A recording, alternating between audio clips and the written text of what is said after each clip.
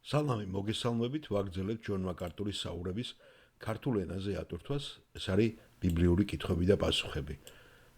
შემდეგ კითხვა ძალიან საინტერესოა და მე მგონი ბატონმა ჯონმა გაცა ამაზე პასუხი ადრე, ვისაც გვახსოვს და ვინც მოყვებით. ვიცით რომ ეს არის ბიბლიური კითხვები და პასუხები, ჩვენ ახლა ვამთავრებთ ამ განყოფილებას, ეს ჩაწერილი იქნა 1980 წლის 3 თებერვალს. მანამდე სანამ ეს კითხვა დაისმება, რომელიც არის აფრიკული შავკანიანი რასა, ეს ნოეს შვილის ქამისაგან წარმოიშვნენ, თუ წარმოიშვა, მაგრამ მანამდე ბატონ ჯონს რაღაცა კითხვასაც უსვამენ, ინფორმაციული კითხვა და ესეც მივაბი მე მაინც ჩვენ ამ კითხვას. დიახ, სალამი ჯონ, მოგესალმებით. ჩემი კითხვა არის, მაგრამ უფრო ინფორმაციულ ხასიათს ატარებს. დაახლოებით იანვარში თქვენ ახსენეთ ერთ-ერთ ქადაგებაზე, რომ გინდოდათ, რომ ჩვენ გველოცა საქმეზე, რომელიც სააპელაციო სასამართლოში წავიდა. მიიღეთ ამისგან რამე შედეგი არის? და ჯონ მაკარტური, მადლობა, რომ გამახსენეთ და მიხარია, რომ ეს მკითხეთ. არა, არაფერი არ მსმენია ჯერჯერობით და ეს არის იცით ამერიკული სასამართლოები და გულისხმობ, რომ ეს ძალიან სასაცილოა. ამიტომ მე არ ვღელავ ამაზე, იმიტომ რომ არაფერი არ მესმის ჯერ და ვერაფერს ვერ გეტყოდით. და კითხვის დამსმელი ეუბნება, ასე რომ გინდათ რომ ჩვენ გავაგრძელოთ ლოცვა ამაზე? დიახ, მადლობა თუ ამას იზავთ. და გადადის შემდეგ კითხვაზე. გასულ კვირას მე ვესაუბრებოდი პასტორს სამხრეთის შტატებიდან. და როდესაც ჩვენ ერთმანეთს უზიარებდით ცხოვრების წესს, ეს ჩემი პასტორი, რომელიც გაზრდილია სამხრეთში, ცოტათი ძალიან გახალისდა, გათავისუფლდა და დავიწყეთ ძალიან სენსიტიურ საკითხებზე საუბარი.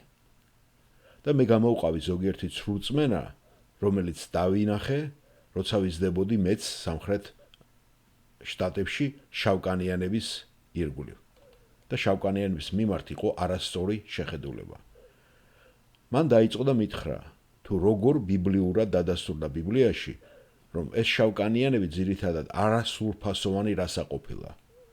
და მან დაიწყო მინიშნება დაბადების მეცხრე თავზე, ნოე და მის სამ ვაჟზე, თუ როგორ წარმოადგენდა ეს სამი ვაჟი სხვადასხვა რასებს დედამიწაზე. და როგორ დაგმოდა შეურაცხყოფის მის შვილმა ქამა, მთვრალი და უფარავი მამა. და მან დაიწყო სოდომის და გომორას გახსენება და ყველაფერი ეს. თუ როგორ დასაჯა ქამი და მისი შთამომავლები, რომლებიც გაიგზავნენ აფრიკაში. და ეს ბიბლიურად სწორი არის? და ჯონი ერთვება, ხო, ეს მეც გამიგია და ეს სისულელეები და ეს თეორიები მეც ბევრი მსმენია. და რას ვფიქრობ ჯონ ამაზე? მართალია ეს ყველაფერი? რომელმაც ინფორმაციაც მე სიმართლე გითხრა დამთქმუნა. ნამდვილად არ ვიცოდი რა მეთქვა და ვერ გაუმკლავდი მე ამ მოსასრებას. და ჯონ მაკარტური აგზელებს. დიახ, საუკეთესო სათქმელი რაც შემიძლია მე ამაზე გითხრათ, რომ ეს არის სრული სისულელე და სასაცილო. სიცილადაც არ მეყოფა ეს. და კითხვის დამსმელი აგზელებს.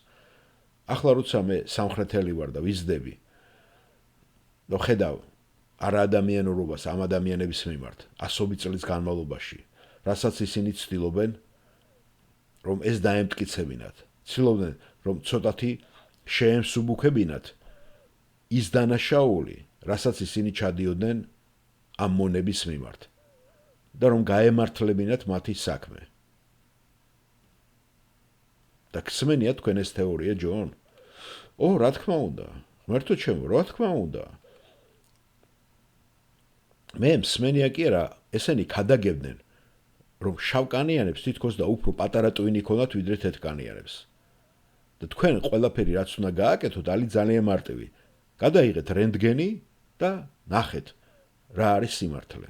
და ეს ყველაფერი სასაცილოა.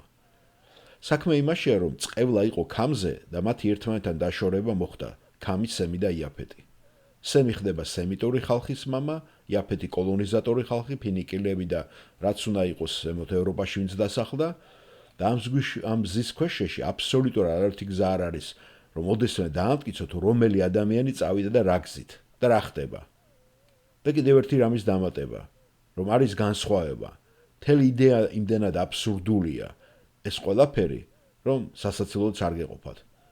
თუ ოდესმე ყოფილათ არაბეთში, თქვენ ნახავთ არაბეთში მცხოვრებ ადამიანებს, რომლებიც არიან არაბები, რომლებიც წარმოიშвен სემიდან, ისევე როგორც ებრაელები, რომლებიც უფრო შავკანიანები არიან, ვიდრე ნებისმიერი ნეგროიდი შავკანიანი, რომელიც ოდესმე გინახავთ აფრიკაში. ანუ ეს ყველაფერი აბსურდია. და ძირითადად თქვენ ნახავთ იგივე ხდება კანადაში. ფრანგები ფიქრობენ, რომ თეთრები, კავკასიელები, Caucasian, იცით ხომ ინგლისურში არის გამოთქვა Caucasian, რაც კავკასიური წარმოშობას ნიშნავს. როცა თქვენ ავსებთ ფაილებს, აპლიკაციებს, ჩემთვისაც ეს აღმოჩენა იყო ავსტრალიაში, როცა იქ მიუთითებენ შენ რომელი რასის წარმომადგენელი ხარ, იქ წერია Caucasian, რომელიც ნიშნავს თეთრ რასას, გესმით? და ნახეთ, იქაც კვებეკელები და ისინი ახლა ჩვენ კანადაში ცხოვრობთ და ჯონ მაკარტური ცხოვრობდა კანადაში, რომ იცოდეთ, ისინიც ანსხვავებენ განსხვავებებს, ხედავთ, რომ თითქოსა თეთრებსა და Caucasian-ებს შორის განსხვავებაა. ასევე თქვენ შეგიძლიათ წახვიდეთ მსოფლიოს თითქმის ნებისმიერ კულტურაში, სადაც რასობრივი ეს დაძაბულობა გაქვთ. ალბათ საქართველოც კარგი იქნებოდა ამის მაგალითად, ხო? სადაც ვიღაცა ამბობს, რომ ვიღაცა უმცირესობები უფრო ისინი არიან დაბალი რასის წარმომადგენლები და ანეკდოტებიც და იცით რეები ხდებოდა. თვით შიდა ქართულ ეთნოსებშიც არის ეს განსხვავება. თქვენ წახვალთ ჰავაიში და აღმოაჩენთ, რომ არსებობს გარკვეული ადამიანები, რომლებიც აღმოსავლურ უპრიეტესობას ებრძვიან და ისინი ზემოდან უყურებენ ადგილობრივ ჰავაიურ ხალხს.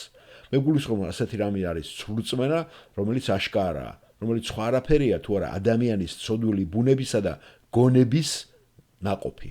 სულ ეს არის და ეს სასაცილო რაღაცებია. არავითარ შემთხვევაში არ არსებობს და არის სხვათა შორის საინტერესო წიგნი, რომელსაც გირჩევთ რომ წაიკითხოთ და მოგინდებათ ამის წაკითხვა, თუ ოდესმე მოგეცემათ საშუალება, ეს არის ოლივერ ბასველის მესამე, ოლივერ ბასվել მესამის წიგნი, რომელიც ერთადერთი ქრისტიანი ანთროპოლოგია. მე ვიცნობდი ამ პიროვნებას და მისი დიდი ბაბუა იყო ღვთისმეტყველი. და ეს არის მონობაზე, სეგრეგაციაზე და წმინდა წერილები როგორ უყურებენ ამას. ეს არის პატარა წიგნი და ის განიხილავს ამ ტიპის თეორიების სისულელეს და რა ვიცი, უტვინობას. სინამდვილეში ერთ-ერთი რამ, როგორც ამას სამხრეთში გაიგებთ, სამხრეთ შტატებში ამერიკის, არის ის, რომ ისინი არ ასწავლიდნენ მონებს შავკანიანებს კითხვას. რადგან თუ შავკანიანები წაიკითხავდნენ, ისინი აუცილებლად წაიკითხავდნენ ბიბლიასაც. ნახეთ, როგორ მახსენებს ეს, რამდენჯერ უთქვია ბატონ თეოფილე მალაქიას, რომ აი ბაგრატიონებიც ანალოგიურს აკეთებდნენ, რომ ქართველი ხალხი არ კითხულობდა, წერა-კითხვა არ იყო. ილია ჭავჭავაძე დაიწყო წერა-კითხვის გავრცელება. ხედავთ რატომ არა? და ბიბლიას განსაკუთრებით რა უნდა წაიკითხოთ იმას? ისინი ბიბლიას წაიკითხავდნენ. ნახეთ, რაც გააკეთა კათოლიკურმა ეკლესიამ, რომ დააბნელა მთელი ევროპა. და როდესაც რეფორმატორები მოვიდნენ, პირველი რაც გააკეთეს მათ, ბიბლია გადათარგმნეს, რომ თავის ენაზე ყველას გაეგო. ამას აკეთებენ მუსლიმანებიც. ეხლა დაიწყეს უფრო ენებზე თარგმნა. სულ არაბული იყო და გაუგებარი იყო ყურანი ბევრისათვის. მაგრამ ეხლა ეგენიც იძულებული გახდნენ, რომ ყურანი გადაერთარგმნან. ეს ჩემი ჯონი ბაკურაძეს სიტყვებია და არა ჯონი მაკარტურის. და ჯონ მაკარტური აგრძელებს, თუ ისინი წაიკითხავდნენ ბიბლიას, ისინი გადარჩებოდნენ და თუ გადარჩებოდნენ, ეკლესიაში აუცილებლად მივიდოდნენ და ეკლესიაში გაწევრიანებდნენ. ამიტომ მათ არ ასწავლეს კითხვა და ამიტომაც დარჩენ ამდენი ხნის განმავლობაში კითხვის უცოდინარი, უნარის გარეშე. ისიც ასეთ რაღაცებს რომ კითხულობთ, თქვენ მიდიხართ კულტურულ საკითხებთან. რატო იყო ეს მონობა, რა გააკეთეს, მათ მოიყვანეს მონები და უბრალოდ სიზარმაცის გამო თავისი ადგილზე ეგენი დააყენეს და მათ ამუშავებდნენ უფასოდ. ეს იყო და ეს. და მათ შემუშავეს ეს ბიბლიური ინტერპრეტაციის მოსახერხებელი ხერხი თეორია, რომელიც გაუადვილებდა მათ ამ თავის ბინძურ საქმეებს, რაც ახლდა მათ. რისი გაკეთებაც მათ სურდათ ამ ხალხთან. ასე რომ ეს ყველაფერი არის ცოდვის შედეგი და სატანური. ეს არის რაღაცა, ჰაერს რო გაწურავთ, ჰაერიდან გამოწოვილი რაღაცეები. რადგან არ არსებობს ამის დადგენის რაიმე მტკიცებულება. და კითხვის დამსვენებლებს, ჯონ რა იყო ის წიგნი თქვენ რო დაასახელეთ?